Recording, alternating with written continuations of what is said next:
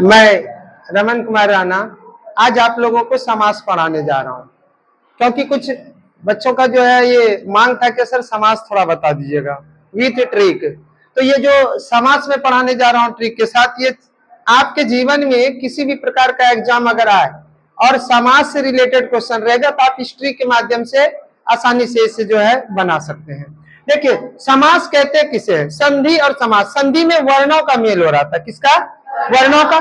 संधि में जब दो वर्णों का मेल होता है, ये तो यानी जब दो वर्णों का मेल होता है तो उसे हम संधि कहते हैं। लेकिन हमने यहाँ क्या लिखा है? जब दो शब्द आपस में बीच की विभक्ति को छोड़कर, बीच की विभक्ति जैसे आप लोगों ने पढ़ा होगा, प्रथमा ने द्वितीय को तृतीया से चतुर्थी के लिए, पंचमी से षष्ठी का के की ने, कर्ता ने कर्म को, ऐसे पढ़े थे ना।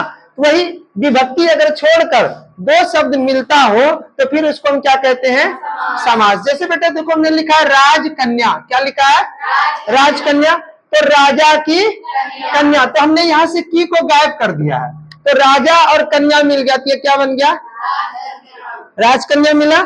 एक इसके बाद देखिए, माल गोदाम। माल के लिए गोदाम, तो यहाँ से के लिए को हटा दिया और माल और गोदाम को दोनों को आपस में, दोनों शब्द को हम मिला दिए, ये क्या बन गया? माल गोदाम। तो इसमें क्या जुड़े? शब्द जुड़े। क्या जुड़े? शब्द, बीच की विभक्ति को छोड़कर। समझे? इसमें अंतर अगर कोई पूछे तो संधि में वर्णों का मेल होता है और समास में शब्दों का मेल। ने किसका होगा? शब्दों का मेल, बीच की विभक्ति को छोड़कर। अब आती है बात, क्या ये समास के कितने भेद, ये कितने प्रकार होते हैं? समास के कितने भेद? ये ऑब्जेक्टिव पूछा जाता है, क्या समास के कितने भेद? 6 भेद। गुड।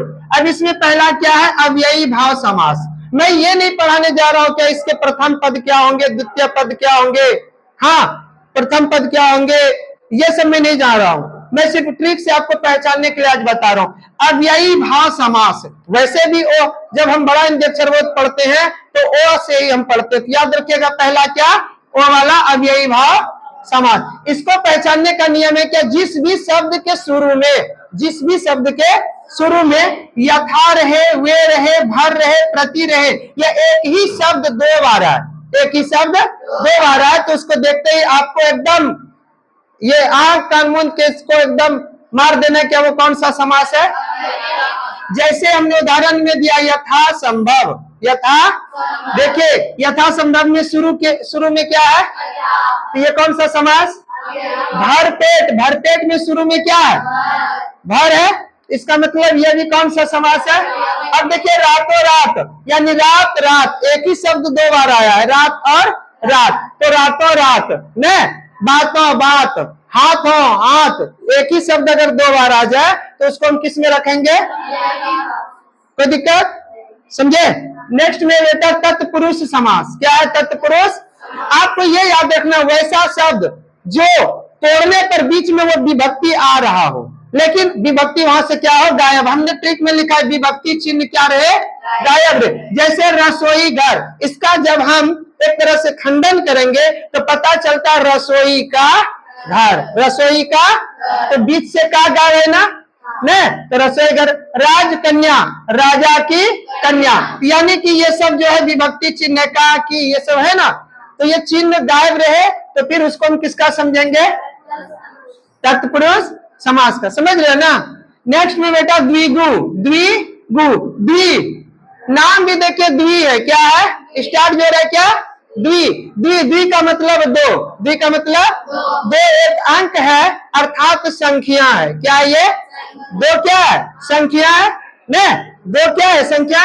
अगर वैसा शब्द आपको मिल जाए जो शुरू में ही पढ़ने से ये पता चले कि ये क्या बता रहा है? संख्या बता रहा है। क्या बता रहा है? संख्या। जैसे बेटा देखिए, हमने यहाँ लिखा ट्रिक में संख्या का बोध। चौराहा, चौ, चौ का मतलब चार, चार राह वाला स्थान को हम क्या बोलते हैं? चार राह वाले स्थान को, चार राह वाले स्थान को चौराहा। पंचवटी, शुरू में पंच है, पंच का मतलब पांच, पांचवटी वाले को हम क्या बोलते हैं? पंचवटी। जैसे हमने बोला त्रिभुज, तीन भुजा वाला, तो शुरू में ही त्रि आ रहा है, संख्या को बता रहा है। समझ गए? नेक्स्ट है मेरा बेटा द्वंद्व। क्या है? अक्सर आप लोग देखते होंगे द्वंद्व युद्ध, एकदम दो आदमी लड़ रहा है, पति पत्नी लड़ रहा है, वो भी द्वंद्व युद्ध में। तो मैंने क्या कहा? पति और पत्नी, तो वो द्वंद्व युद्ध यानी एक शब्द, एक ऐसा शब्द जो एक दूसरे के बिना अधूरा लगे, जैसे दिया बाती, पति पत्नी, बीच में लगे क्या और आता हो, बीच में क्या आता हो और, बीच में और, पति और पत्नी, दिया और दाल और डोरी और लोटा, डोरी और, अगर इससे हमको याद नहीं रहे तो फिर ये देखेंगे क्या जिस शब्द के बीच में यहां पर ऐसा चिन्ह रहे, समझे, ऐसा चिन्ह रहे तो उसको हम किसका मानेंगे, द्वंद्व का, किसका, द्वंद्व। जैसे देखिए बेटा रात दिन, ऐसे भी बोलेंगे रात और दिन, तो और बीच में अगर आने वाला हो तो समझ जाएंगे वो द्वंद्व है ना। और देखिए चिन्ह भी है, दाल भात, चिन्ह कैसा है, इसका मतलब ये कौन सा हो जाएगा,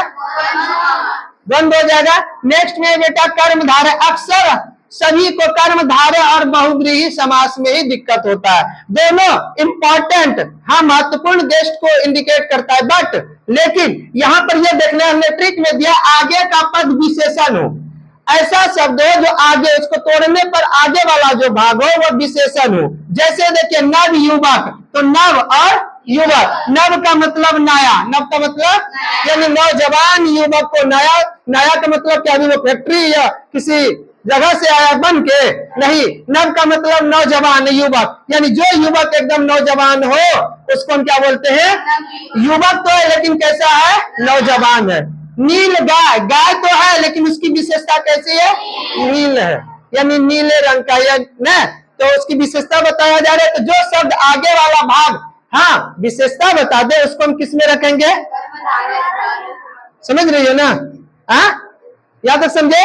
अंत में बेटा बहुव्रीहि समास, वीआईपी, ट्रिक में याद रखेंगे वीआईपी, वेरी इंपॉर्टेंट पर्सन, इतना भी याद अगर नहीं रहा तो बेटा ये याद रखेंगे जिसका अर्थ हमें ये बतावे क्या किसी देवी या देवताओं का बोध कराता हो, किसी देवी या देवताओं का बोध कराता हो तो उसको हम किस में रखेंगे, जैसे बेटा हमने ये दिया वीआईपी, देवी देवताओं का अर्थ बताता हो, जैसे चक्रधर, चक्रधर, चक्रधर किनको बोला जाता है, नीलकंठ,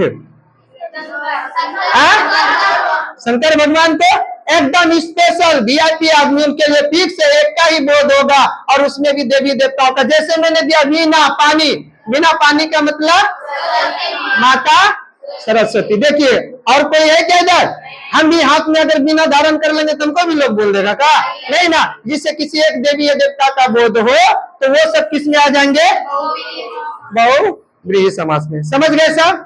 तो मुझे उम्मीद है कि आप लोग समझे होंगे, अगर अच्छा लगा होगा इस चैनल को भी सब्सक्राइब कीजिएगा, मां शारदे कोचिंग सेंटर। चलिए।